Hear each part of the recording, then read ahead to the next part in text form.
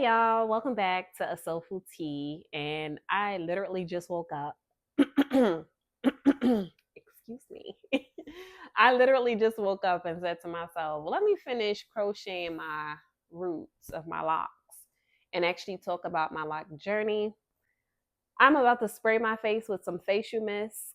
And I just literally sprayed on my face because for some reason during the winter time my face gets extremely dry.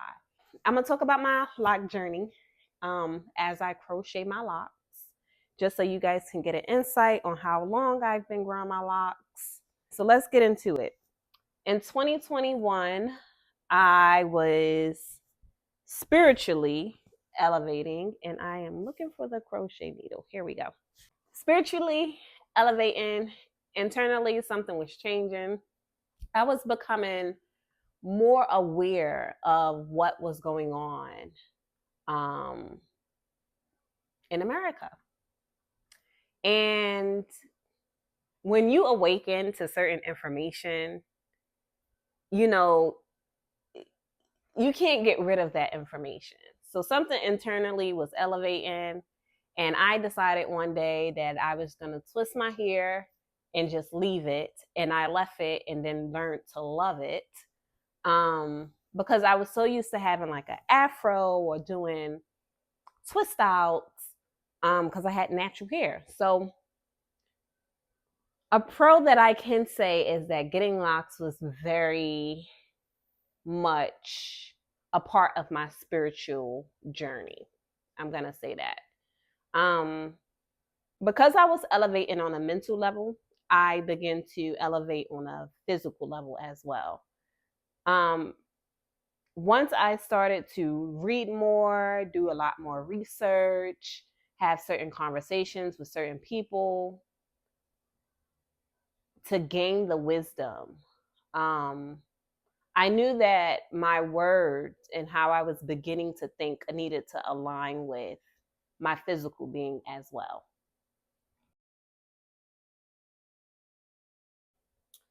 It was an easy decision, locking my hair. It was very, very easy. I literally just woke up one day, washed my hair, and then twisted it and just left it. So I wasn't conflicted. I was not confused. This was not an experiment. I literally feel like this is who I am. On a spiritual level, I believe that this was a spiritual calling for me, getting locks, locking my hair. I started off with 2 strands, and I just allow it to do its thing. So I was literally just doing my normal wash and condition every 2 weeks. I would separate the locks because sometimes they started to intertwine with each other, especially at the roots when you first start getting like the baby locks, the starter locks. I actually like that stage more than anything. You literally see your locks shrink sometimes in size. Some get smaller, some get bigger.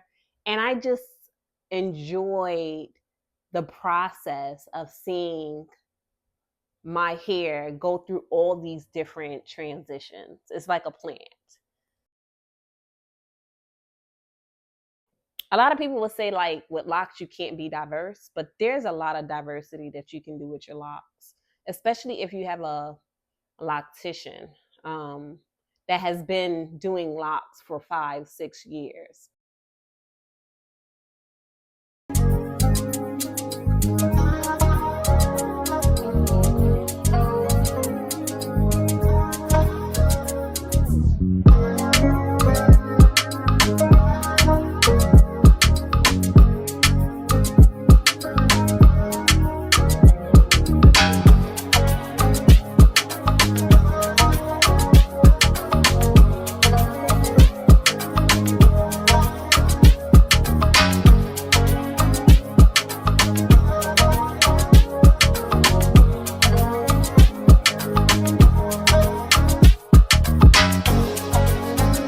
But if you have a good loctician, like the one that I have, creativity is like unlimited creativity because he's been in the game for so long. So I still do my wash and conditioning every 2 weeks. At least I try to do every 2 weeks, unless I need to get it professionally did for an occasion. I usually just wash and condition it every 2 weeks. I twist my locks every other month.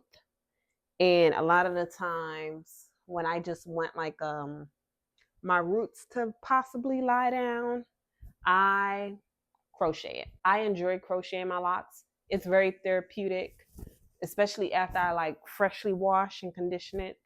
I just sit and I just crochet it.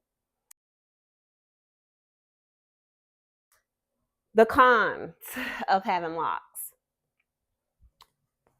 There's not many cons. Let me say that. There's not many cons to having locks.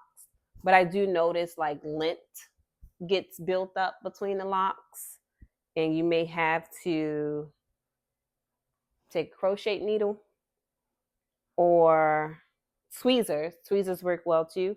And like look between the locks. Sometimes you have to separate the lock in order to get some of that lint out. Some people just allow the lint to be intertwined into the lock. I don't. I don't like it. So I try to get as much lint out as possible, especially when I could see it. Like that right here. Another con that I would say is, in my experience, whenever you put dye in your hair, it's in the word itself. It's literally killing off the fibers in your locks. And I'm going to show you guys an example. So as you can see, I do have color in some of my locks. It was supposed to be like highlights in my locks, but I'm going to show you guys. There was 2 that popped off due to the dye. So I will never put dye back in my hair after this go round, because I am very well aware that the dye was the reason why it popped off. I'm trying to find it. It's very short. Here we go. So this one, these are actually 2 that I combined it together today, and they're going to turn into one big lock. But these 2 locks had dye, and they both was pretty long. I would say they was like as long as this one. I definitely want to say that just because locks are low maintenance does not mean that you don't have to wash and take care of your locks. Another thing that I noticed with having locks is when I first got locks, y'all, I thought that all I needed to do was, wash it, condition it every 2 weeks and just let it be. I was not putting like oils on my scalp. I was not like conditioning the actual locks and just sometimes focusing on my roots. But once I started doing my research, I realized that the more hydrated your locks are, the more soft they feel. Like my locks feel so soft. I've seen some locks and felt some locks that were like extremely like crunchy, like hard. And mine started out that way. But what changed it was me using a bunch of different oils on my scalp. So taking shea butter, putting shea butter on my locks, spraying my locks with aloe vera juice, work well with like keeping the softness. I like where I'm at right now with my locks. This is 4 years worth of locks, and I'm loving this journey. And I'm gonna show you guys a better look. So this is 4 years of locks, and I love it. I wouldn't change it for the world. So as you can see, there are more pros than cons to having locks. I hope you guys enjoyed this video. Don't forget to subscribe. Please hit that like button. Don't forget to share. And I'll see you guys on the next episode. Peace.